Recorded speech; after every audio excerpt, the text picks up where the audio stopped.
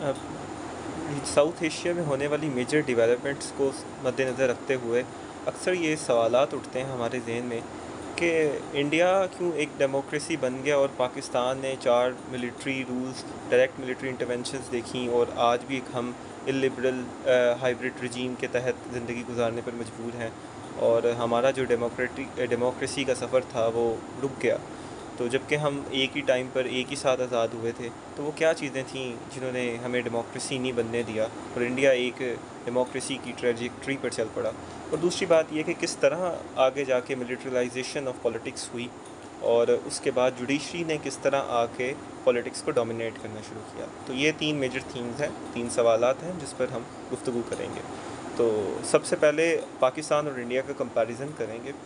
Tudor एक political scientist हैं जो ये बात करते हैं कि एक जो आइडियल टाइप की पॉलिटिकल पार्टी है उसमें वो स्पेक्ट्रम की एक तरफ थिन ऑर्गेनाइजेशन स्ट्रक्चर होता है जो कि एलीट उसको डोमिनेट कर रही होती है, जबकि दूसरी तरफ एक थिक मैस ऑर्गेनाइजेशन स्ट्रक्चर होता है जिसको अवाम की और सेक्रेटरियल लीडरशिप की सपोर्ट होती है। तो ये एक आइडियल पॉलिटिकल पार्टी का प्रोटोटाइप होता है और इसी तरह की एक आइडियल पॉलिटिकल पार्टी होती है। तो अगर इस चीज़ को सामने रख के देखा जाए तो जो कांग्रेस थी, ऑल इंडिया कांग्रेस, वो पॉलिटिकल पार्टी की मिसाल पर पूरा उतरती थी जो कि रिक्वायरमेंट थी। अगर आप उस हवाले से देखा जाए कि कांग्रेस ऑर्गेनाइज भी थी, यूनाइटेड भी थी, पब्लिक के साथ कनेक्टेड भी थी और किसी किस्म की मूवमेंट भी वो बड़े अच्छे और ऑर्गेनाइज वे में चला लेती थी और उसकी और सेकंड टियर लीडरशिप भी इंटैक्ट थी, अपनी जगह मौजूद थी। जबकि मुस्लिम लीग में प्रॉब्लम ये था कि उसमें एक ही थिन बेस एलीट स्ट्रक्चर था, लेकिन सेकंड टियर लीडरशिप का कोई स्ट्रक्चर सिरे से मौजूद ही नहीं था। और वो किसी किस्म आप देखें कि मुस्लिम लीग में आपके पास जो लीडरशिप है वो मिस्टर जिन्ना हैं, कायद आज़म हैं, उनके बाद और कोई बंदा ही नहीं है लीडरशिप पे। यही बात सामने रखते हुए देखते हैं पाकिस्तान बनने के बाद बिल्कुल ही हमें लीडरशिप वैक्यूम क्रिएट हो जाता है। जबकि इंडिया के पास एक डाइवर्सिटी होती है लीडरशिप की। उनके पास सबसे पहले तो गांधी साहब होते हैं, गांधी जी हैं, उनके बाद जवाहरलाल नेहरू हैं, उनके पास वल्लभ भाई पटेल हैं और उसके सुभाष चंद्र बोस हैं, मौलाना अबुल कलाम आज़ाद हैं और इस तरह कितने नाम आप ले लें जो कि नाम गिनते रह जाएं। और वो बड़ी किस्म की डायनामिक लीडरशिप थी जिसमें पोटेंशियल था कि वो कौम को लीड कर सके, जबकि अनफॉर्चुनेटली मुस्लिम लीग में ये चीज़ नहीं थी। और अगली बात यह है कि जो मुस्लिम लीग थी उसमें जो लैंडेड एरिस्टोक्रेसी थी वो एंटी डेमोक्रेटिक थी। कि आप देखें कि जो मुस्लिम लीग थी उसमें ज़्यादातर लोग थे वो नवाब थे, वो महाराजे थे, जबकि आम लोगों का मुस्लिम लीग में एक्सेस नहीं था। अनटिल 1940 में जाके मुस्लिम लीग में आम लोगों को एक्सेस मिलना शुरू हुआ। उससे पहले आम लोग मुस्लिम लीग का पार्ट नहीं बन पाते थे। तो मुस्लिम लीग को डोमिनेट यही लैंडेड एरिस्टोक्रेसी कर रही थी और जबकि ब्यूरोक्रेसी सारे डिसीजंस कर रही थी। मज़ीद आगे चलते हैं कि जो यूपी था मुग़ल टाइम के अंदर वो सेंटर रहा है बरतानवी साम्राज्य का और मुग़ल राज का, और वो इंडिया का सेंटर रहा है, वहाँ से डिसीजंस देते रहे, हमेशा होते रहे। जबकि जो पाकिस्तान का रीजन है ये पेरिफेरीज़ में आता है, क्योंकि अगर आप बॉर्डर पे देखें तो ये बिल्कुल अफ़गानिस्तान के साथ लगता है। ये उस तरह सेंट्रल इंडिया का कभी पार्ट रहा ही नहीं है।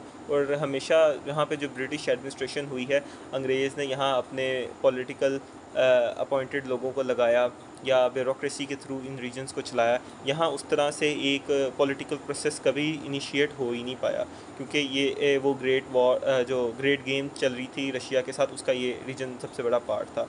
और जो पाकिस्तान की लीडरशिप थी वो ऑर्गेनिक नहीं थी। अगर इंडिया की लीडरशिप की बात करें तो वो ऑर्गेनिक थी, वो वहीं की लीडरशिप थी, वो वहीं पले बढ़े, वहीं पर उनका करियर ग्रोथ हुआ। जबकि पाकिस्तान में जो लीडरशिप आई वो सारी माइग्रेंट थी, जो कि यूपी से, बंगाल से माइग्रेट करके, बिहार से माइग्रेट करके पाकिस्तान का पार्ट बने। तो जब वो पाकिस्तान आते हैं तो उनकी कोई नेचुरल कॉन्स्टिट्यूंसी होती नहीं, अपना कोई हल्का ही नहीं होता जिसमें वो इलेक्शन लड़ सकें। तो ऐसे में उनके जहन में एक बात होती है कि अगर इलेक्शन करवाया तो ये उनकी सियासी मौत होगी। तो इसकी वजह से वो मुख्तलिफ़ किस्म के हथकंडे इस्तेमाल करते हैं, जिसकी वजह से जो डेमोक्रेटिक प्रोसेस है उसको रोकने की कोशिश की जाती है। आप देखते हैं कि पाकिस्तान में पहला इलेक्शन जो सही मानों में इलेक्शन है वो 1971 में जनरल इलेक्शन होता है, जबकि इंडिया में 1949 में एक आइन बन जाता है और 1950 के अंदर पहला इलेक्शन भी हो जाता है और उनका प्राइम मिनिस्टर भी इलेक्ट हो जाता है। और दूसरी बात जो ये है कि बरतानवी टाइम के अंदर जो मुसलमान थे वो सेपरेट इलेक्टोरेट रखते थे, सेपरेट इलेक्टोरेट्स के तहत ही उनकी पॉलिटिक्स चलती थी। जो मुस्लिम लीग की लीडरशिप थी वो कभी भी जो कॉन्स्टिट्यूंसी पॉलिटिक्स थी, हल्का बंदी की सियासत थी, उसने कभी की ही नहीं थी। ये होता था कि वो सेपरेट इलेक्टोरेट था, उन्होंने जाना था सिर्फ अपनी मुस्लिम कम्युनिटी के पास, उनको ही कायल करना था, उन्हीं से ही वोट्स लेने थे। जबकि उन्हें जनरल इलेक्शन ही लड़ना पड़ता था कि जहाँ हर किस्म की, जहाँ हिंदू भी है, मुसलमान भी है, सिख भी है, पारसी भी है, दलित भी है, हर तरह की कम्युनिटी के साथ बैठ के आपको अपने लिए जो पॉलिटिक्स करके वोट लेना होता था, उस चीज़ से वो बिल्कुल नाआशना थे। और दूसरी बात ये, जो कांग्रेस की लीडरशिप थी उसके पास इलेक्टोरल पॉलिटिक्स का एक तजर्बा था, उसने इलेक्टोरल पॉलिटिक्स कर रखी थी। 1937 में उन्होंने मिनिस्ट्री बनाई, तब भी उनका 2 साल उन्होंने गवर्नमेंट चलाई। वर्ल्ड वार 2 जब हुई तो उन्होंने रिज़ाइन कर दिया कि हिंदुस्तान ने उनकी मर्ज़ी के बगैर हिंदुस्तान को जंग का पार्ट बना लिया गया। तो उसके बाद जब 1946 का इलेक्शन होता है तब भी जो कांग्रेस है वो अपनी मिनिस्ट्री बनाती है। तो अगर आप कांग्रेस को देखते हैं तो कांग्रेस के पास एक वास्ट किस्म का एडमिनिस्ट्रेटिव एक्सपीरियंस होता है, पॉलिटिकल एक्सपीरियंस भी होता है, एडमिनिस्ट्रेटिव एक्सपीरियंस भी होता है, जो बहुत ज़्यादा उनके काम आता है जब पार्टीशन होती है, मुल्क बनता है। ऑन द कंट्रेरी साइड अगर मुस्लिम लीग के साथ कंपैरिजन किया जाए तो मुस्लिम लीग के पास कोई एडमिनिस्ट्रेटिव एक्सपीरियंस था ही नहीं कभी।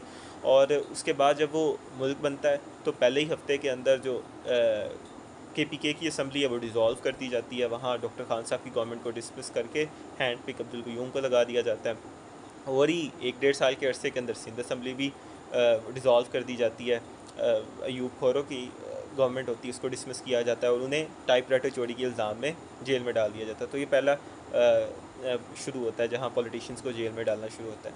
फिर उसके बाद स्टेट ऑफ कल्लात, उसको अनेक्स कर लिया जाता है। जो अच्छा, आप में से जो लोग इस बात से नाशना है कि स्टेट ऑफ कल्लात किसी वक्त पर ये रियासत पाकिस्तान के साथ इसका इल्हाक नहीं हुआ था, ये एक आज़ाद रियासत थी और इसका एम्बेसडर पाकिस्तान में तैनात होता था, इसका अपना झंडा था, इसकी अपनी असम्बली थी।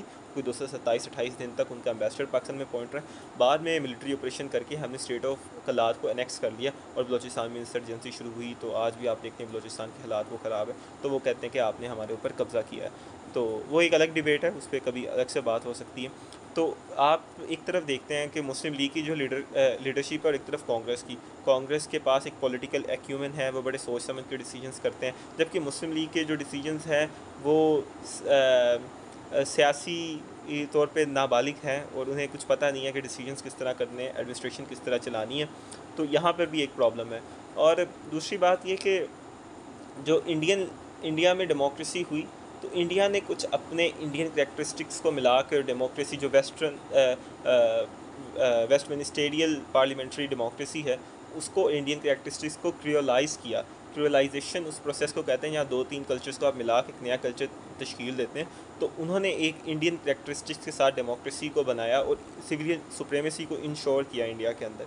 जबकि पाकिस्तान के अंदर आप देखते हैं कि बाईफोकल अथॉरिटी सिस्टम प्रिवेल करता है शुरू के अंदर, कि मुल्क बन जाता है और उसके बाद एक पैरेलल कैबिनेट की कमेटी बना दी जाती है जिसको ब्यूरोक्रेसी रन कर रही होती है और वही वो वर्चुअल प्राइम मिनिस्टर का रोल प्ले कर रहे होते हैं, सारे डिसीजंस वही ले रहे होते हैं।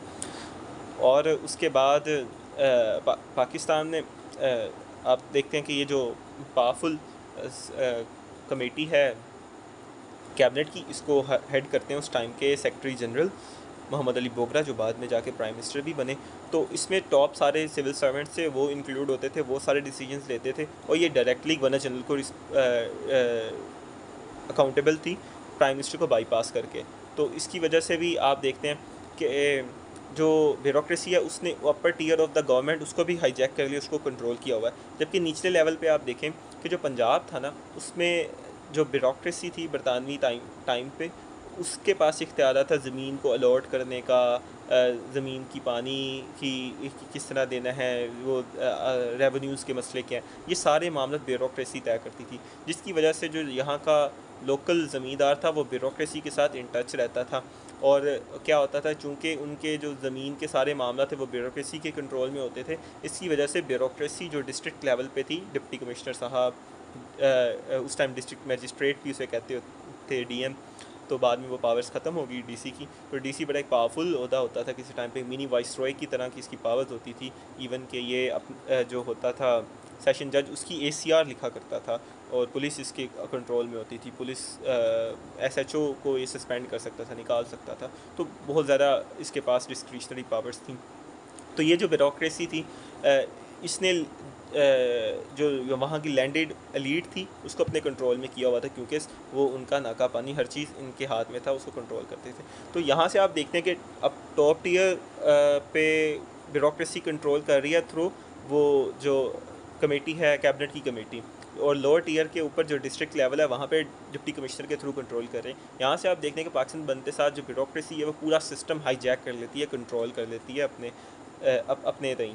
और उसके बाद और जो एक और दो ऐसे फैक्टर्स हैं जिन्होंने डेमोक्रेसी को अंडरपिन किया पाकिस्तान के अंदर फ्लरिश करने से। एक है माइग्रेंट्स। अगर आप देखें कि पाकिस्तान की जो पॉपुलेशन थी, उसमें जो मुहाजिर थे वो 20% हिस्सा बनते थे, और जबकि इंडिया में जो मुहाजिर थे वो कोई 1% पॉपुलेशन का पार्ट बनते थे। कि यानी आप देखते हैं ना कि सारी लोग माइग्रेट करके पंजाब से और बंगाल से वो पाकिस्तान आते हैं, तो इस तरह पॉपुलेशन का 20% हिस्सा, पाकिस्तान की पॉपुलेशन का 20% हिस्सा मुहाजिरीन पे मुश्तमिल था, और इंडिया की पॉपुलेशन का 1% हिस्सा मुहाजिरीन पे मुश्तमिल था। तो ऐसे में और ये था कि जो पार्टीशन प्रोविंस थे, उस टाइम पे 2 प्रोविंसेस पार्टीशन हुए थे। पंजाब हुआ था क्योंकि पंजाब में कोई 55% मुस्लिम पॉपुलेशन थी, और बंगाल था, वहाँ भी कोई मॉडल एस इसी हिसाब से पॉपुलेशन थी। तो फिर ये जो रिलीजियस ग्राउंड्स पे पंजाब और बंगाल की तकसीम हुई थी, आधा इंडिया को आधा इंडिया को मिला और आधा पाकिस्तान को मिला। तो जो पाकिस्तान की पॉपुलेशन का 82% हिस्सा इन 2 सूबों में ही रहता था, ये सबसे ज़्यादा पॉपुलेटेड थे। तो ऐसे में स्टेट ऑफ पाकिस्तान की सबसे बड़ी जो उस टाइम पे रिस्पॉन्सिबिलिटी थी और फोकस था, प्रायोरिटी थी, वो ये थी कि लोगों को रिहैबिलिटेट किया जाए। वो जो लोग माइग्रेट करके आए हैं, लूटे पुटे आए हैं, उनके पास रहने को छत नहीं है, उनके लिए घर का बंदोबस्त किया जाए। तो ऐसे में जो पार्लियामेंट्री डेमोक्रेसी का प्रोसेस था वो बैक साइड पे चला गया, और गवर्नमेंट ने कहा पहले ये सबसे बड़ा एडमिनिस्ट्रेटिव मसला सॉल्व कर लिया जाए। तो आगे हम बात करते हैं कि जो इस्टेब्लिशमेंटेरियन डेमोक्रेसी की तरफ हम किस तरह गए। तो हम पाकिस्तान में सुनते हैं कि इस्टेब्लिशमेंट ही गवर्नमेंट को लेके आती है, गवर्नमेंट को लेके जाती है, और ट्रेडिशनली जो इस्टेब्लिशमेंट है उसने इलेक्शंस को रिग्ड किया, लेकिन अक्सर औकात वो अपना डिज़ायर्ड रिज़ल्ट प्रोड्यूस नहीं कर सके। इवन आप देखें जब 1970 के इलेक्शन होते हैं तो उसमें इंटेलिजेंस एजेंसीज़ ये रिपोर्ट देती है कि कोई भी पार्टी जीतेगी नहीं, थोड़ी थोड़ी सीट्स होंगी, तो एक कोalition गवर्नमेंट बन जाएगी, और जो याया साहब हैं वो अपनी हुकूमत बनाने आराम से बना के प्रेसिडेंट दोबारा से बन सकते हैं। तो इस वजह से फ्री एंड फेयर इलेक्शन करवा दिया जाए। लेकिन जब इलेक्शन होता है तो बिल्कुल ही ऑपोजिट रिजल्ट निकलते हैं। अवामी लीग क्लीन स्वीप कर देती है। ईस्ट पाकिस्तान में पीपल्स पार्टी मेजॉरिटी पार्टी के तौर पे उभरती है वेस्ट पाकिस्तान के अंदर।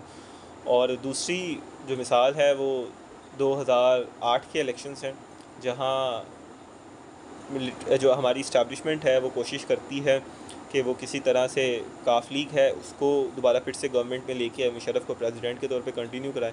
लेकिन जब बेनज़ीर की शहादत हो जाती है तो ऐसे उस नतीजे के अंदर एक सिंपथी वोट पड़ता है पीपल्स पार्टी को, और काफ लीग अनफॉर्चुनेटली उस तरह पावर में नहीं आ पाती, मुशर्रफ को रिज़ाइन करके जाना पड़ता है, और पीपल्स पार्टी एक कोalition गवर्नमेंट बना देती है।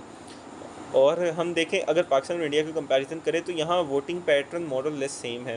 रिलीजन बड़ा की रोल प्ले करता है इन मुल्कों में इलेक्शन रिज़ल्ट को डिटरमाइन करने के लिए, और इन मुल्कों में जो पॉपुलिज़म है वो भी देखा गया है जुल्फ़िकार अली भुट्टो की शक्ल में, इंदिरा गांधी की शक्ल में। आज के टाइम पे देखा जाए तो इमरान खान है और मोदी है, ये दोनों पॉपुलिस्ट लीडर हैं। पॉपुलिस्ट लीडर वो होते हैं जो कि वो बातें करते हैं कि वो 90 दिन में करप्शन ख़त्म कर देंगे, वो 200 अरब डॉलर वहाँ से लेके आएंगे, करंट अकाउंट डेफिसिट बैलेंस कर देंगे, तरक्की हो जाएगी। इस तरह की बातें जो बिल्कुल अनरियलिस्टिक होती हैं, और वो अपोजिशन को अंदर कर देंगे। और मोदी भी उस तरह की वो हिंदुत्व राज ले आएगा।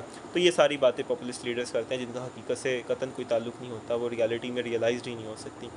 तो उसके बाद इस्टेब्लिशमेंट ने पाकिस्तान में डेमोक्रेसी को शेप करती आई है। जैसे मैंने आपको बताया।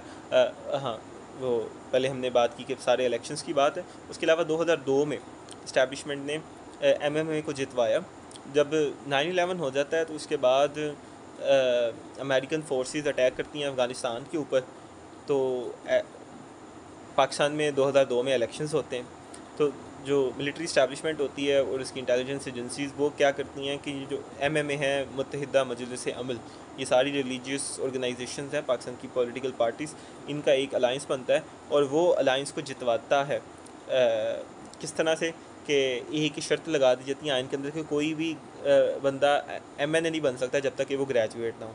लेकिन उसमें एक एग्जाम्पशन दी जाती है, अगर वो मदरसे का पढ़ा हुआ है ना, आलिम का कोर्स किया है, तो ठीक है वो इलेक्शन लड़ सकता है। तो इससे क्या हुआ कि जो आपकी लीडरशिप थी कुछ, उसको साइडलाइन किया गया और ये मदरसा ग्रेजुएट्स मौलवियों को लाया गया। तो क्या हुआ, तो ये पार्लियामेंट के अंदर एक अच्छी खासी मेजोरिटी बनाने में कामयाब हो गए और इसके साथ साथ KPK में इन्होंने अपनी गवर्नमेंट बना ली और if I am not wrong Balochistan में भी इनकी गवर्नमेंट बन गई। तो अगर इंडिया में देखा जाए तो इंडिया में जो मजहबी वोट है वो बाबरी मस्जिद वाले इंसिडेंट के बाद बढ़ता है। तो आप एक यहाँ पर एक सवाल उभरता है कि पाकिस्तान में कभी कोई मजहबी गवर्नमेंट क्यों नहीं हुकूमत बना सकी। तो जबकि इंडिया एक सेकुलर कंट्री है लेकिन वहाँ रिलीजन पॉलिटिक्स को शेप करता है, जबकि पाकिस्तान एक इस्लामिक कंट्री है और यहाँ कोई मजहबी गवर्नमेंट नहीं वो बना सकी हुकूमत। तो इसका जवाब ये है कुछ इस तरह कि जो इंडिया की जो सेकुलर एलीट थी उसने जो सिविलाइजेशन और टेरिटोरियल डिमेंशन थी हिंदुत्व की, उसको बड़ा ग्लोरीफाई किया, उस पर काम किया। महाभारत हुआ जैसे ड्रामास दिखाए और भी इन सारी चीज़ों को बहुत ज़्यादा अपने जो मिलियू था, वर्किंग इन्वायरमेंट था, सोसाइटी थी, उसके अंदर पेनिट्रेट करवाया। जबकि पाकिस्तान के अंदर ये था कि पाकिस्तान में जो इंस्पिरेशन थी वो जो मुस्लिम रूल था इंडिया में उससे ली जाती थी कि जो 1000 साल मुसलमान हुकूमत थी और जो इम्पीरियल राज था बरतानिया का, वहाँ से हमारी लेगेसी डराइव होती थी। तो और पाकिस्तान में आप दूसरी तरफ ये भी देखते हैं कि पाकिस्तान में लोग मजहबी हैं, इसमें कोई शक नहीं है, लेकिन कभी भी मजहबी जमातों को 5-10% से ज़्यादा वोट नहीं पड़ा। आप देखें 1971 पहला इलेक्शन पाकिस्तान का, कौन पार्टीज़ जीत रही हैं, तीनों लेफ़्ट की बड़ी पार्टीज़ हैं वो जीत रही हैं। पीपल्स पार्टी, वो उनका सोशलिस्ट एजेंडा है, रोटी कपड़ा मकान, इस्लामी सोशलिज़म का नारा भुट्टो साहब देते हैं। अवामी लीग वहाँ से जीतती है ईस्ट पाकिस्तान से, उनका भी वो भी सोशलिस्ट एजेंडा है उनका। नेशनल अवामी पार्टी, उनका भी सोशलिस्ट एजेंडा है। तो पाकिस्तान की आवाम ने कभी भी मजहबी जमातों पर एतमाद नहीं किया और इनको कभी वोट नहीं दिया ऐसा सच कि वो हुकूमत बना सके। तो जो पाकिस्तान में रिलीजन है, और अगली बात ये कि रिलीजन को हमेशा जो स्टेट एलीट थी उसने यूज़ किया कि रिलीजन एक बॉटम अप अगर पाकिस्तान में देखा जाए तो रिलीजन एक बॉटम डाउन मूवमेंट के तौर पे सामने आया, एक मैनिपुलेटिव रिलीजन के तौर पर, जिसमें जो भी वो डिक्टेटर आता था वो अपनी लेजिटिमेसी इस्लामिक टच दे के लेता था। आप ज़िया की मिसाल ले लें कि उसने सारे वो ऐसे इस्लामी कवानीन नाफिज किए जिसके थ्रू से वो लोग खुश कर सके और अपने आप को लेजिटिमाइज़ कर सके। जबकि इंडिया के अंदर जो रिलीजन है वो उनकी पॉलिटिकल क्लास के इंटरेस्ट को प्रोटेक्ट करता है और इंडिया में जो रिलीजन है वो उसकी बॉटम अप अप्रोच है, नीचे से ऊपर जाता है कि आवाम से ऊपर तक उसका जाता है। तो इसकी वजह से इंडिया में जो रिलीजन है वो एक पॉपुलिस्ट रिलीजन के तौर पे सामने आता है। तो इस वजह से इंडिया के अंदर मजहबी जमातें जिनका बड़ी इंक्लिनेशन है जैसे BJP वो इक़्तिदार में आती हैं। तो आगे हम बात करते हैं एक्चुअल में इस्टेब्लिशमेंट है क्या, कि इस्टेब्लिशमेंट एक हर घर में लिया जाने वाला नाम है पाकिस्तान में। हम बैठक में बैठे बात कर रहे होते हैं जी वो इस्टेब्लिशमेंट ने ये कर दिया, जो इस्टेब्लिशमेंट चाहेगी वही होगा इस मुल्क में। तो असल में इसको डिफ़ाइन किस तरह किया जाए कि इस्टेब्लिशमेंट है क्या, कि अगर देखा जाए तो ये वे बियॉन्ड है डेमोक्रेटिक कैलकुलस के, और ये जो कॉन्स्टिट्यूशनल अपरेटस है उसके बियॉन्ड ये वर्क कर रही है। और इसके पास ये इतनी पावरफुल है कि ये अपनी मर्ज़ी से नैरेटिव्स को ड्राइव करती है और अपनी मर्ज़ी से जो पब्लिक डिस्कोर्स है उसको टर्न अराउंड कर देती है अपनी मर्ज़ी से। और इसके पास अपने इंटेलेक्चुअल्स हैं, सो कॉल्ड इंटेलेक्चुअल्स हैं, राइटर्स हैं, कॉलमिस्ट हैं, जर्नलिस्ट हैं, जो इनकी मर्ज़ी का नैरेटिव है उसको परपिचुएट करते हैं, सोसाइटी में प्रोलिफरेट करते हैं और वो नैरेटिव एक पब्लिक डिस्कोर्स का पार्ट बन जाता है। तो इस्टेब्लिशमेंट की जो प्रोपेगेंडा है उसके ऊपर भी बड़ी मोनोपोली है कि वो अपनी मर्ज़ी के नैरेटिव्स ड्राइव करते हैं। तो आप पाकिस्तान के अंदर देखें कि जो ड्रामास वगैरह बनते हैं, ISPR उसको कर रहा होता है, वहाँ भी वो अपना अपना नैरेटिव होता है, अपना एक सॉफ्ट इमेज है, उसको परपिचुएट करता है सोसाइटी के अंदर। और भी मिसालें दी जा सकती हैं कि जो इस्टेब्लिशमेंट है वो क्या क्या करती है। तो मेरे ख्याल से आप लोग इस्टेब्लिशमेंट से बिल्कुल अच्छी तरह वाकिफ़ है, तो उसको ज़्यादा डिफाइन गहराई में जाने की ज़रूरत नहीं है। तो पाकिस्तान में जो इस्टेब्लिशमेंट है वो एक लीडिंग पावर सेंटर है कि पावर्स है इसके हाथ से आती है, लेकिन पाकिस्तान में एक दूसरा पावर सेंटर भी है, वो आप और मैं, मैस मैंडेट जो पब्लिक और मैं। तो कभी भी जो इस्टेब्लिशमेंट है वो अपनी ताकत पे पूरी तौर पे भरोसा नहीं कर सकती, रिलाई नहीं कर सकती। उसको हमेशा अपने आप को लेजिटिमाइज़ करने के लिए पब्लिक के पास जाना पड़ता है, और पब्लिक ने हमेशा अपने आप को असर्ट भी किया कि आप देखें कि अयूब के ख़िलाफ़ और मुशर्रफ के ख़िलाफ़ जब मूवमेंट्स चलती हैं तो इन दोनों डिक्टेटर्स को स्टेप डाउन करना पड़ता है, रिज़ाइन करना पड़ता है। अयूब के ख़िलाफ़ जो मूवमेंट थी वो स्टूडेंट यूनियंस ने चलाई, और वो इतनी पावरफुल मूवमेंट होती है अपने टाइम के ऊपर कि स्टूडेंट्स लाहौर, कराची और 3-4 बड़े शहरों का कंट्रोल अपने हाथ में लेते हैं, और जो एडमिनिस्ट्रेशन है वो बिल्कुल पैरालाइज हो जाती है। और एक शहर में ये सिचुएशन होती है कि वो IG वेस्ट पाकिस्तान की गाड़ी को रोकते हैं, उसकी वर्दी उतरवाते हैं, उसको अपने साथ मार्च करने पे मजबूर करते हैं कि तुम भी हमारे साथ प्रोटेस्ट करो। तो ये हाल था। तो अयूब को मजबूरन रिज़ाइन करना पड़ता है, और मुशर्रफ के ख़िलाफ़ लॉयर्स मूवमेंट चलती है, तो फिर मजबूरन मुशर्रफ को भी स्टेप डाउन करना पड़ता है। तो ज़िया के ख़िलाफ़ भी मूवमेंट चलती है, MRD। तो ज़िया तो उसके ख़िलाफ़ बड़ा सख्त किस्म का रिप्रेशन शुरू करता है। वो ये होता है कि सिंध के कुछ शहरों, कुछ गाँवों के ऊपर एयरफोर्स के साथ बम्बारमेंट कर दी जाती है ताकि उस मूवमेंट को क्रश किया जाए। हेलीकॉप्टर्स के साथ, गनशिप हेलीकॉप्टर्स के साथ लोगों पर गोलियाँ चलाई जाती हैं, बड़ा ब्रूटली क्रश किया जाता है MRD मूवमेंट को, जो कि सिंध में चल रही होती है, KPK में चल रही होती है, बलोचिस्तान में अंदर चल रही होती है। अनफॉर्चुनेटली पंजाब में वो मूवमेंट उस तरह से स्ट्रॉन्ग होल्ड नहीं बना पाती। तो जो कॉन्स्टिट्यूशनल ट्रेडिशंस हैं वो पाकिस्तान में वो कभी इतने वीक रहे नहीं हैं कि वो मिलिट्री को रोक सकें, कि रोक सकें। लेकिन वो कभी इतने कमज़ोर भी नहीं रहे कि वो जनरल्स को अलाउ करें कि वो 20-30 साल बैठे रहे। तो कोई भी डिक्टेटर आता है तो वो हमेशा कोशिश करता है वो किसी ना किसी तरीके से लेजिटिमेसी ले, वो किसी ना किस्म से कोई कॉन्स्टिट्यूशनल फॉर्म ऑफ गवर्नमेंट बना ले। आप देखते हैं कि जो आता है पहला जब कॉन्स्टिट्यूशन वो तो एब्रोगेट हो जाता है ना, जब पहला मार्शल लॉ लगता है, तो फिर उसके बाद जो याया अयूब जब मार्शल लॉ लगा के आता है तो वो भी आइन बनाता है, आइन के तहत कुछ लेजिटिमाइज़ करता है। और जो याया खान आता है वो भी वो उस टाइम पे पहला आइन एब्रोगेट करके उसकी जगह LFO जारी कर देता है, I guess legal framework order इस तरह करके कुछ। तो वो भी एक अबूरी आइन के तौर पर होता है, उसको जारी करता है, और उसके बाद वो इलेक्शन करवाता है ताकि अपने आप को लेजिटिमाइज़ कर सके। अनफॉर्चुनेटली वो सिविल वॉर की तरफ सिचुएशन चली जाती है, तो वो मामला हो नहीं पाता। उसके बाद जो ज़ियाउल हक साहब आते हैं, तो ज़ियाउल हक भी आके आइन को ख़त्म नहीं करते। वो क्या करते हैं, आइन को वो करते हैं कि उसके कुछ शिकों पे इम्प्लीमेंटेशन को रोक देते हैं। उसके बाद मुशर्रफ आता है, मुशर्रफ भी आइन को एब्रोगेट नहीं करता, वो भी आइन के कुछ आर्टिकल्स को सस्पेंड कर देता है, बाकी आइन को इंटैक्ट रखता है। तो मिलिट्री गवर्नमेंट हमेशा एक फसाड रखती है कॉन्स्टिट्यूशनल गवर्नमेंट का अपनी लेजिटिमेसी को रखने के लिए, क्योंकि फ़ौज भी तो एक आइनी इदारा है ना। तो अगर आइन ही नहीं होगा तो उसके पास कोई लेजिटिमेसी अपने लिए रह नहीं जाती। तो इस तरीके से वो अब अपने आप को असर्ट करती है कॉन्स्टिट्यूशनल गवर्नमेंट के तौर पर। और और उसके बाद डिफरेंट तरीक़ों से मिलिट्री जो इस्टेब्लिशमेंट वो अपने आप को असर्ट करती है, जिस तरह आर्टिकल 58(2) भी है, जो कि जिसके तहत जो प्रेसिडेंट था उसके पास इख्तियार रहा था कि वो असम्बलीज़ को डिज़ोल्व कर सकता है, और गवर्नेंस रिस्पेक्टिव गवर्नेंस को भी साथ देता था। तो उसमें क्या हुआ कि आप देखते हैं 99 के अंदर बेनज़ीर की गवर्नमेंट, फिर नवाज शरीफ की गवर्नमेंट, फिर बेनज़ीर की गवर्नमेंट डिसमिस की जाती है, सक्सेसिव 3 गवर्नमेंट्स डिसमिस की जाती हैं आर्टिकल 58(2)(b) का इस्तेमाल करके। बाद में इसको ख़त्म कर दिया जाता है। तो उसके बाद क्या होता है कि जो इस्टेब्लिशमेंट है वो कोशिश ये करती है कि जब भी वो इक़्तिदार में होती है तो वो अपनी मर्ज़ी की अपोजिशन बनाती है, जैसे कहते हैं हिज़ मजेस्टिस लॉयल्स अपोजिशन, कि अयूब खान के ख़िलाफ़ जो पार्लियामेंट में अपोजिशन लीडर था वो अयूब खान साहब के बड़े भाई थे, और मुशर्रफ के ख़िलाफ़ जो अपोजिशन लीडर था वो मौलाना फजलुर हक साहब थे। और यहाँ पार्लियामेंट में वो अपोजिशन लीडर थे, और KPK के अंदर और बलूचिस्तान के अंदर उन्होंने हुकूमत के साथ मिलकर कोalition गवर्नमेंट बनाई हुई थी। तो इस लेवल के वो हिज मैजेस्टीज़ लॉयल अपोजिशन होती है। तो आगे मिलिटराइजेशन और पॉलिटिक्स पे बात कर लेते हैं हम कि जो जनरल अंडरस्टैंडिंग है वो ये होती है कि एक आर्मी की पार्टी होती है, एक आवाम की पार्टी होती है, कि हर इलेक्शन में आपको पता होता है कि जो मिलिट्री इस्टेब्लिशमेंट है वो किसकी तरफ है, वो इलेक्शन जीतेगी। 18 में आपको पता था इस्टेब्लिशमेंट PTI के साथ है तो वो इलेक्शन जीत गई। 2023 में आपको 24 के इलेक्शन में आपको पता था इस्टेब्लिशमेंट PDM के साथ थी, PDM इलेक्शन जीत गई।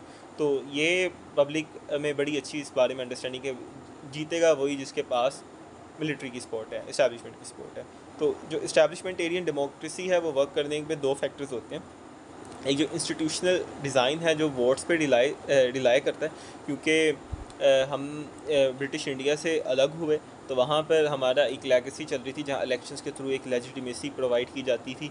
तो वहाँ से भी हमारी जो इस्टेब्लिशमेंट है वो अपने ये इस चीज़ को रखती है कि उसने अपने आप को एक लीगल कवर देना है, एक आइनी तहफ़्फ़ुज़ देना है, जो मैंने पहले भी इससे पहले बात की। और दूसरा जो ये सिस्टम वर्क करता है वो है इंडियन फियर, कि अगर हमने चीज़ों को कंट्रोल नहीं किया तो इंडिया आ जाएगा। तो इसकी वजह से जो कॉन्स्टिट्यूशनलिज़म है उसको ओवर रूल किया जाता है, उसको कंट्रोल किया जाता है, उसको मैनिपुलेट किया जाता है। तो ये जो डिज़ाइन है डेमोक्रेसी का,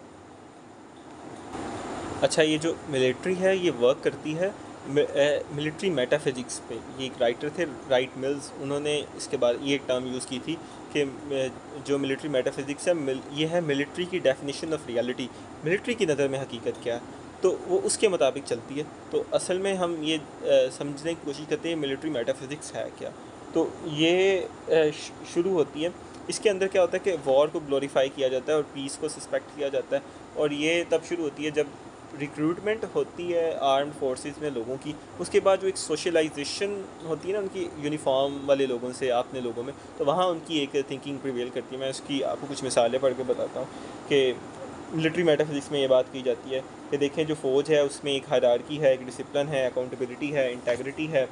और उसके अलावा जो मिलिट्री ऑफिसर्स हैं वो कहेंगे कि उन्हें सब सच पता है, वो हकीकत को बताते हैं। और जबकि वो कहेंगे जो पॉलिटिशियन हैं ये तो करप्ट हैं, ये तो इनमें नेपोटिज़म होता है, ये तो फेवरेटिज़म इनमें बहुत ज़्यादा की जाती है, और उसके बाद ये तो फसाद कराते हैं, और ये कभी नेशनल इंटरेस्ट का नहीं सोचते, और ये कभी इंडिया की आंखों में आंखें डाल के नहीं देख सकते। और उसके बाद इन्होंने और मिलिट्री मेटाफिज़िक्स की बात बताऊं जो मिलिट्री जिस तरह सोचती है, एक ये कि जो हिंदू रिस्पॉन्सिबल है पार्टीशन का, और उसने मुसलमानों पर बड़ा अत्याचार जुल्म कर रखा था जिसकी वजह से हमें अलग होना पड़ा। और जो हिंदू हैं वो रिस्पॉन्सिबल हैं 1971 का, ये भूल के कि हमने वो जो इकनॉमिक डिस्पैरिटी क्रिएट की हुई थी, जो और भी मसाइल थे, शायद वो एक अलग बात है जिस पे हम बात कर सकते हैं। तो कहा कि नहीं जी हिंदू रिस्पॉन्सिबल है ईस्ट पाकिस्तान के टूटने का। और ये बात करते हैं कि जो लिबरल और सेकुलरिस्ट थे उन्होंने पार्टीशन के बाद कौम को फ़ेल किया क्योंकि उन्होंने इस्लामिक प्रिंसिपल को निगलेक्ट कर दिया था। और जो लीडरशिप है पॉलिटिकल लीडरशिप है उसने मिलिट्री लीडरशिप को फ़ेल किया 1971 में, और मिलिट्री की हाई कमांड ने यंग ऑफिसर को फ़ेल किया। और मिलिट्री के अंदर एक कल्ट ऑफ सोल्जर है कि जी आप देखेंगे कि वो कहेंगे अपने ऑर्डर को फुलफ़िल करो, अपनी ड्यूटी पूरी करो। और उसके अलावा बड़ी प्राइड इन जीनियोलॉजी लिया जाता है कि जी हम 4th जनरेशन आर्मी ऑफिसर हैं, हमारे बावजूद ब्रिटिश टाइम पे फ़ौज में भर्ती होते आ रहे हैं, तो हम भी ये काम करेंगे। और उसके अलावा कल्ट ऑफ मार्टाइडम मतलब सेक्रीफाइस सिंड्रोम कि जी हम वतन के लिए लड़ मरेंगे, जान दे देंगे, लेकिन वतन को तरक्की नहीं करने देंगे। खैर ये मजाक में कह रहा हूँ। और उसके अलावा कल्ट ऑफ वॉर है कि इस्लाम और मगरिब के दरमियान एक जंग जारी है, और ये है कि इंडिया, ईरान और अफ़गानिस्तान में ये अनस्टेबल रीजन है, यहाँ हमने इस्लाम नाफिज़ करना है, यहाँ हमने अपनी हेजमनी रखनी है। और इसके अलावा कल्ट ऑफ यूनिटी, इनको बड़ा सेंट्रलाइजेशन से बहुत ज़्यादा एक आप कह लें रोमांटिसाइजेशन है कि जी 1 यूनिट बना लिया इन्होंने कि सारे सूबे ख़त्म कर दिए। फेडरेशन को ख़त्म करने की एक बड़ी चीज़ है कि सूबे ख़त्म हो जाए और चीज़ों को कंट्रोल करें हम लोकल गवर्नमेंट के थ्रू, ताकि जो अवामी मैंडेट है उसको बाईपास किया जा सके। और अपने आप को ये कहते हैं कि हम नज़रियाती सरहदों के मुहाफ़िज़ हैं, यहाँ से आपको कुछ याद आया होगा। और कहेंगे कि एक मिनी क्लैश ऑफ सिविलाइजेशन चल रहा है पाकिस्तान और इंडिया के दरमियान, और इस्लाम और मगरिब की जंग चल रही है। तो इस तरह के ये जो मिलिट्री मेटाफिज़िक्स की बातें की जाती हैं, और उसके अलावा बातें की जाती हैं कि अगर आप मिलिट्री पर्सनल्स की बातें सुने तो वो कहेंगे कि हमने जंगें जीती हैं, हमने ये किया, हमें पॉलिटिशियंस ने ये कर दिया, तो वो बिल्कुल पब्लिक से अलग रहे हैं, तो उनकी बड़ी एक अजीब व गरीब सी थिंकिंग पाई जाती है। तो इसके ऊपर ना एक किताब लिखी द अदर बैटलफील्ड के नाम से ना, वो राइटर ने ये किया कि जितने भी मिलिट्री पर्सनल्स थे ना, उनकी बायोग्राफीज़ को पढ़ा और उसमें से उनका जो थॉट प्रोसेस था उसको समझा, उसमें से मिलिट्री मेटाफिज़िक्स को जानने की कोशिश की। उसमें जो मिलिट्री पर्सनल्स हैं उन्होंने बड़ी वो ग्लोरी की बातें की हुई हैं कि जी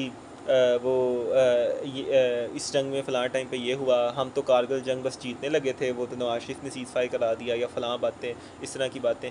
तो ये जो मिलिट्री मेटाफिज़िक्स है इसने हमेशा रोका कोई भी जो हमारा लीडर था, चाहे वो सिविलियन हो चाहे वो मिलिट्री का हो, जब वो कोई बात करने की कोशिश करता था कि वो इंडिया के साथ पीस लाए, तो ये जो मिलिट्री मेटाफिज़िक्स थी ये रोक देती थी, ये सबसे बड़ी रुकावट होती थी वो उस पीस की राह में, क्योंकि ये इंडिया को अपना असली दुश्मन के तौर पे समझते हैं और ये कहते हैं कि जो भी पाकिस्तान में मसले हैं, जो भी हम जंगें हार रहे हैं, ये सब पहली तो बात तो ये मानते ही नहीं कि हम कोई जंग हार रहे हैं, तो ये जो भी मसले हमारे पाकिस्तान में, ये सारे इंडिया की वजह से, इंडिया हमारा असली दुश्मन है। पॉलिटिशियंस को ये बात समझ नहीं आती उनके मुताबिक।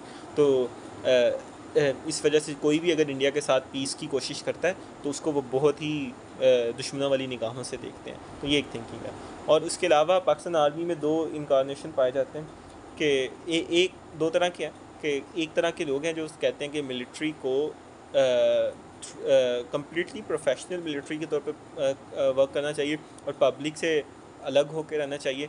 तो इसकी मिसाल आप देखते हैं कि अयूब के टाइम पे, याया के टाइम पे, अयूब के टाइम पे आप देखते हैं जब मार्शल लॉ लगता है ना, तो सिर्फ चंद एक पोस्टों के ऊपर ही आर्मी के लोग अपॉइंट किए जाते हैं, बाकी सारा मामला जो सिविल सर्विस है वो चला रही होती है।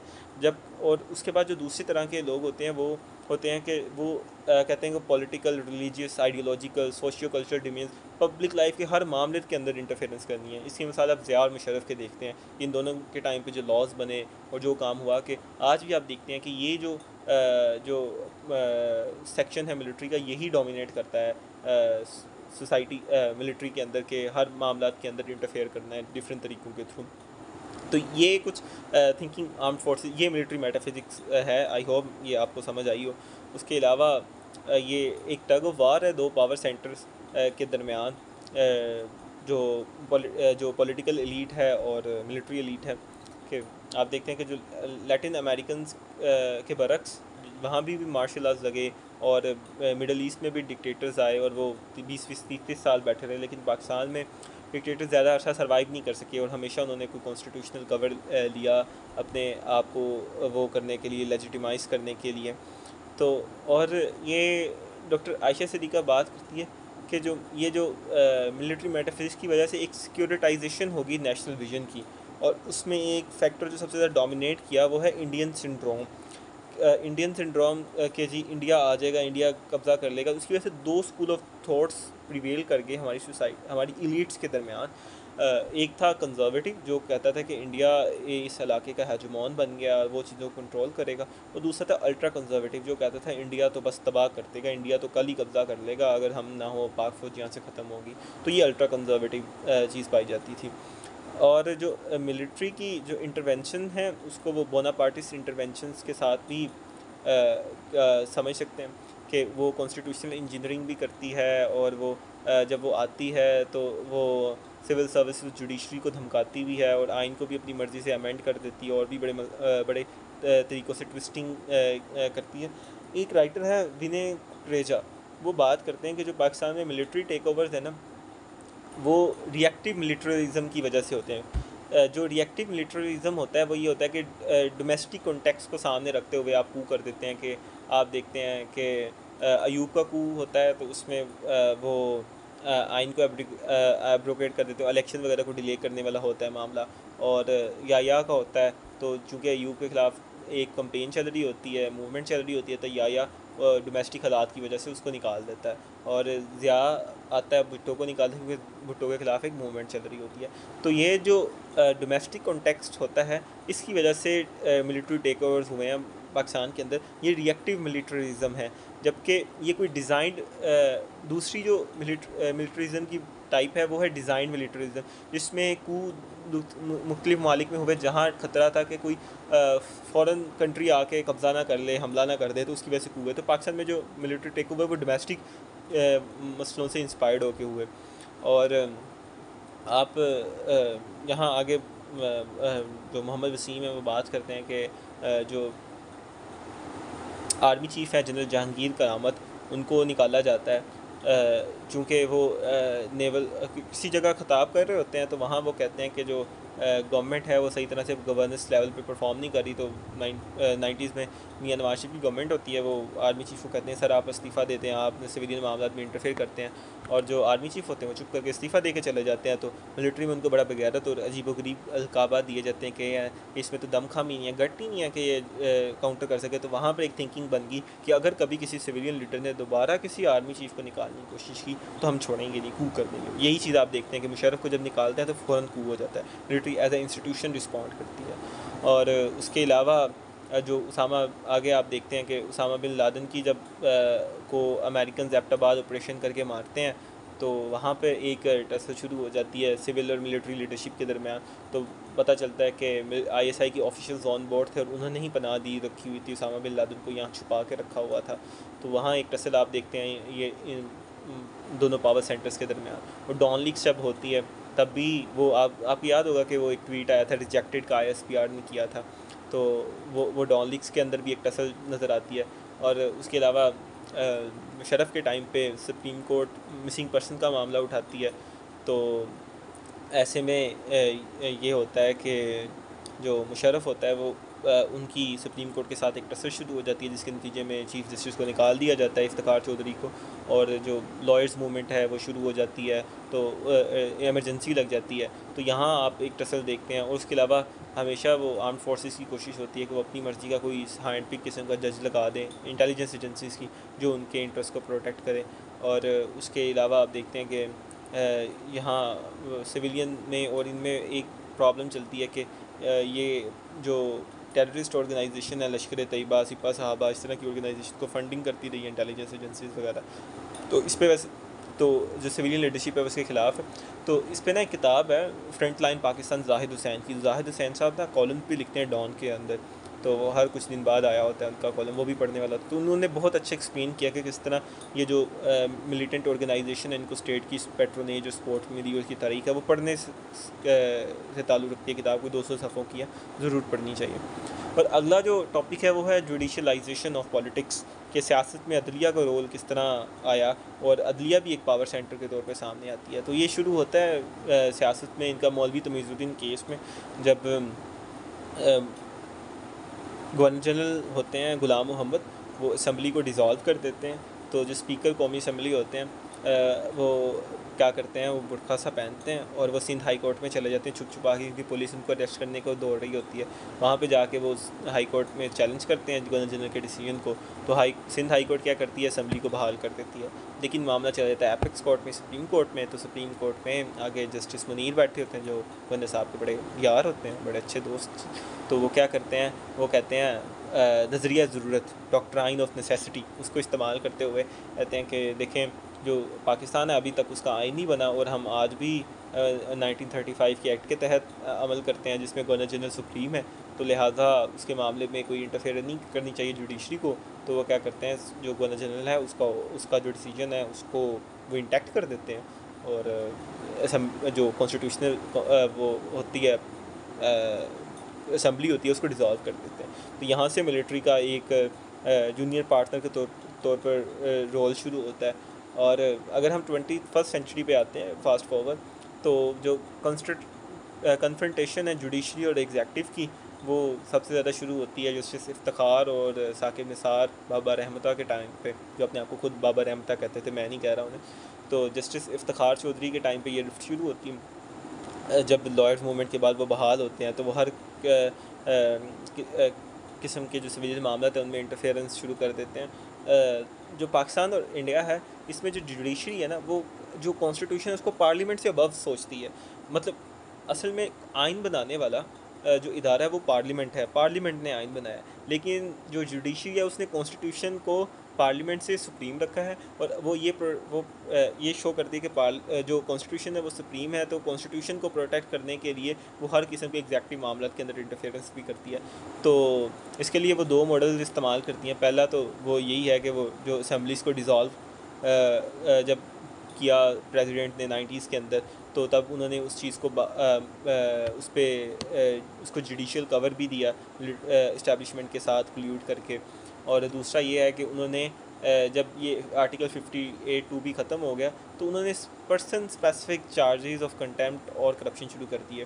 कि आप देखते हैं कि जो NRO मुशर्रफ ने दिया था उसमें कोई 8000 लोगों का नाम था, लेकिन सुप्रीम कोर्ट एक बंदे के ख़िलाफ़ इनक्वायरी का ऑर्डर देती है जिनका नाम होता है आसिफ अली जरदारी साहब, और वो कहती है इसकी प्रोसीडिंग शुरू करें। तो उनके जो प्राइम मिनिस्टर है वो कहते हैं कि मैंने नहीं करना, इस पर लेटर नहीं लिखना स्पीस अथॉरिटीज़ को। तो सुप्रीम कोर्ट क्या करती, गुस्से में आके जो प्राइम मिनिस्टर है उसको फारग कर देती, कॉन्टेम्प्ट कर देती, क्योंकि सिटिंग प्रेसिडेंट के ऊपर कोई भी केस नहीं हो सकता, किसी किस्म की कोई प्रोसीडिंग नहीं चलाई जा सकती। और दूसरा आप देखते हैं कि जो पनामा लीग होती है, पनामा लीग्स होती हैं, उसमें कोई 400 लोगों का पाकिस्तानियों का नाम होता है, लेकिन सिर्फ एक बंदे पे केस चलता है, वो है नवाज शरीफ, और उसको अहल कर दिया जाता है, जबकि इमरान खान का भी नाम होता है ऑफशोर कंपनीज़ बनाने के अंदर। तो यहाँ से आप देखते हैं एक सिलेक्टिव जुडिशल एक्टिविज़म पाया जाता है पाकिस्तान के अंदर, कि जुडिशरी ने जहाँ उसको ज़रूरत होती है वहाँ वो उन लोगों को करती है, नाअहल करती है, और जहाँ उसने क्लीन चिट देनी होती है तो वहाँ पे वो बैलेंसिंग एक्ट करती है। जिस तरह वो जब नवाज़ को नाअहल किया तो साथ जहांगीर तरीन को नाअहल कर दिया और इमरान खान को छोड़ दिया, तो ये बैलेंसिंग एक्ट किए जाते हैं। तो या अब जब जुडिशल एक्टिविज़म इतना ज़्यादा बढ़ गया तो पार्लियामेंट ने कहा कि भाई ये सेपरेशन ऑफ पावर को इंटैक्ट करें, इसको इंश्योर करें, क्योंकि पाकिस्तान के अंदर भी वो मॉन्टेस्को का सेपरेशन ऑफ पावर्स का प्रिंसिपल है, जुडिशरी, एग्जेक्टिव और लेजिस्लेटिव की सेपरेशन का प्रिंसिपल है कि एक दूसरे के मामले में इंटरफेरेंस ना करें, जबकि जुडिशरी की इंटरफेरेंस बहुत ज़्यादा बढ़ गई। तो जुडिशरी इंटरफेयर करती है जुडिशल रिव्यू के थ्रू, कि आप देखें कि ये पहले मैंने बात की मौलवी तमीज़ुद्दीन केस की, और उसके अलावा जब पहला मार्शल आता है 1958 में, तब वो 200 केस आता है, वहाँ भी सुप्रीम कोर्ट लेजिटिमाइज़ कर देती है मार्शल लॉ को, और उसके बाद आगे भी जितने भी मार्शल लगे सबको लेजिटिमाइज़ किया।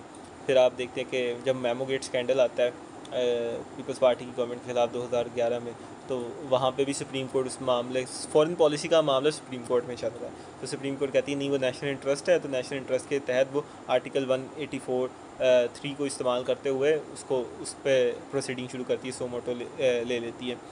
तो और आप देखें कि जो मैं सिलेक्टिव एक्टिविज़म की बात कर रहा था जुडिशरी की, कि वो कुछ मामला की बात करती कुछ पे नहीं, कि वो थे एक मेंबर ऑफ पार्लियामेंट थे Mahmood Khan Achakzai, if I am not wrong, आप क्रॉस चेक कीजिएगा, उन्होंने आर्टिकल 58(2) को चैलेंज किया सुप्रीम कोर्ट में। तो सुप्रीम कोर्ट ने कहा कि ये आइन का पार्ट है, इसको नहीं हटाया जा सकता, हालांकि इसकी वजह से 3 इलेक्टेड गवर्नमेंट्स को घर जाना पड़ा, तो लेकिन उसको लेजिटिमाइज़ कर दिया सुप्रीम कोर्ट ने। लेकिन जो NRO था उसको रिवॉक कर दिया सुप्रीम कोर्ट ने, जहाँ पे कहा था कि यार माजी को दफन करो, नई पॉलिटिक्स शुरू करो, जिसको खान साहब कहते हैं नहीं ये तो बस वो NRO दे दिया, पाकिस्तान में तो बहुत ज़्यादा बज़वर्ड बन गया ना NRO। तो और जो जुडिशल पॉपुलिज्म है वो जस्टिस इफ्तिखार चौधरी के टाइम पे शुरू होता है। जस्टिस इफ्तिखार चौधरी हर चीज़ पे वो ले रहे होते हैं, सो मोटो एक्शंस ले रहे होते हैं। उनके टाइम पे सो मोटो एक्शंस चल रहा है कि ये जो सड़क क्यों नहीं चोरी की लंबी की, और ये पेट्रोल की कीमत क्यों इतनी बढ़ गई है, ये हॉस्पिटल ज़्यादा चार्जेस क्यों ले रहे हैं, और हर मामले के अंदर इंटरफेरेंस सो मोटो एक्शन लिया जा रहा है, और हर तरह के एग्जेक्टिव के मामला को रोका जा रहा है, जो भी कोई कानून पास किए जा रहे हैं उनको रोका जा रहा है। तो सुप्रीम कोर्ट हर मामले के अंदर इंटरफेयर करे, यही साकिब निसार के टाइम पर होता है। तो साकिब निसार साहब तो 1-2 हाथ आगे चले जाते हैं, तो वो क्या करते हैं, जो आर्टिकल 184(3) है ना, वो सुप्रीम कोर्ट को इख्तियार देता है कि वो जहाँ कोई फंडामेंटल राइट्स का कोई प्रॉब्लम आते हैं तो वहाँ वो सो मोटो एक्शन ले सकती है। तो उसने इसको साथ मिला दिया आर्टिकल 9 से, जो कि राइट टू लाइफ है, और कहा कि चूँकि पानी वो राइट टू लाइफ में आता है और ज़िंदगी ज़रूरी, इसलिए डैम बनाना बड़ा ज़रूरी है। और देखिए चीफ जस्टिस साहब का काम है इंसाफ फराहम करना। सुप्रीम कोर्ट में 15 लाख केस पेंडिंग पड़ा है पाकिस्तान की कोर्ट्स के अंदर, और वो क्या काम कर रहे हैं, मैं डैम बना रहा हूँ। बाद कोई 9 लाख रुपए डैम फंड के लिए इकट्ठा होता है, 15 लाख इश्तिहार 9 अरब रुपये डैम फंड के लिए कोई इकट्ठा होता है, 15 अरब रुपये के इश्तिहार दे देते हैं। ये चीफ जस्टिस साहब होते हैं। और आप देखें कि ये सिलेक्टिव जस्टिस तो होता है, और इंडिया के अंदर भी ये जुडिशल एक्टिविज़म में बड़ा सिलेक्टिव है कि वहाँ पे भी उनकी मिलिट्री जो सुप्रीम कोर्ट है वो हिंदुत्व वाले मामलात पे, मुस्लिम पर्सनल लॉ वाले मामलात पे तो वो सेलेक्टिव एक्टिविज़म दिखाती है, लेकिन जहाँ कोई कम्युनल वायलेंस शुरू होता है या कोई और मामलात होते हैं वहाँ पे उनकी सुप्रीम कोर्ट खामोश रहती है। और पाकिस्तान के अंदर भी कहीं भी जो जुडिशरी है वो ह्यूमन राइट्स पे बात नहीं करती, वो हमेशा ये पॉलिटिकल बेस्ड एक्टिविज़म करती है। और उसके अलावा जो जजेस हैं मिलिट्री के, आप इनमें देखते हैं कि जस्टिस इफ्तिखार चौधरी जो खुद एक पीसीओ का हल्फ उठा के आए थे इक़्तिदार के अंदर, और उन्होंने उन जजेस को नाअहल कर दिया सुप्रीम कोर्ट से जिन्होंने पीसीओ का दोबारा हल्फ लिया था 2007 की इमरजेंसी के दरमियान, यानी पीसीओ 1 जजेस ने पीसीओ 2 जजेस को रिमूव किया। उसके बाद आप देखते हैं कि फिर जस्टिस काजी फ़ायद ईसा वाला प्रॉब्लम शुरू होता है पाकिस्तान के अंदर, जिसमें उन्हें नाअहल उनके ख़िलाफ़ एक रेफरेंस आता है क्योंकि वो एक इंटेलिजेंस एजेंसी के ख़िलाफ़ फ़ैसला दे देते हैं वो टीएलपी वाला केस के अंदर, तो उनके ख़िलाफ़ एक पूरा एक्टिविज़म शुरू होता है। तो ये पाकिस्तान के अंदर आप देखते हैं कि एक पूरी तारीख़ रहती है जहाँ जहाँ पे जो मिलिट्री की और जुडिशरी की हर मामलत के अंदर इंटरफेरेंस रही एग्जेक्टिव के, वहाँ पार्लियामेंट को ओवररन करने के लिए, उसको अंडरमाइन करने के लिए कभी वो ट्राइका बना लेते हैं, कभी वो जुडिशरी के थ्रू इंटरफेरेंस करते हैं, कभी वो डायरेक्ट इंटरवेंशन कर देते हैं, कभी वो इनडायरेक्टली मामलात में इंटरफेयर करते हैं। तो कभी भी जो एक पॉलिटिकल प्रोसेस था उसको तसलसल से चलने ही नहीं दिया गया पाकिस्तान के अंदर, तो उसकी वजह से कभी भी जो डेमोक्रेसी थी वो पाकिस्तान में फ्लरिश कर ही नहीं सकी।